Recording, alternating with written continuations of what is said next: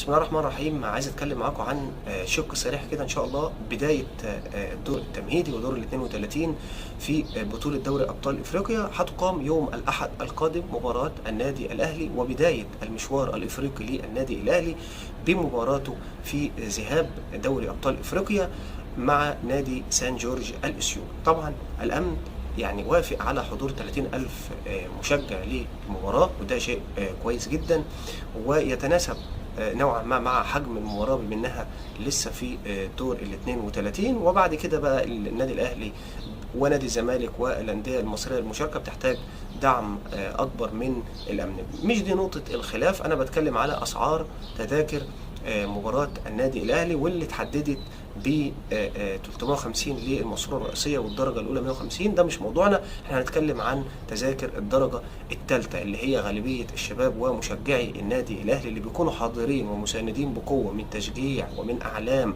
ومن دعم طول 90 دقيقة. بالعكس، قبل المباريات وبعد المباريات بيكونوا داعمين دايما للنادي الاهلي. التذكره ب 75 جنيه. كنت بتمنى ان النادي الاهلي يعمل دعم اكتر من كده لتذكره المباراه، وخصوصا ان احنا بنتكلم ان هي مباراه لسه في الدور ال 32 وفي الادوار الاولى، يعني الحضور الجماهيري مش هيبقى على المستوى العالي. اللي عايز اقول ان في الادوار التمهيديه وفي الادوار الاولى ده بيبقى لسه المشجعين ولسه الناس ما دخلتش في اجواء البطوله من تشجيع والكلام ده عشان يكونوا حاضرين كاملين الاعداد في المباريات. فكنت بتمنى من النادي الاهلي انه ايضا يدعم الجمهور الكبير والجمهور العظيم والشريحه الكبيره جدا من الشباب اللي بيكونوا حاضرين ومساندين بقوه للاعيبه النادي الاهلي من ارض الملعب بعد ما بيشوفوا من معاناه في المواصلات والكلام ده كله وبيضيع يوم كبير، لكنهم بيكونوا ايضا مساندين، وده كله في سبيل حب وعشق للنادي الاهلي. كنت بتمنى ان تذكره المباراه تكون مدعمه شيئا ما. تذكره المباراه ب 75 جنيه. كنت بتمنى من اداره النادي الاهلي والكابتن محمود الخطيب ان هو التذكره كانت تبقى ب 30 او 40 جنيه بحد اقصى عشان يلاقي حضور جماهيري في هذه المباريات اللي في الدور الاول او في الادوار التمهيديه او في دور ال 32.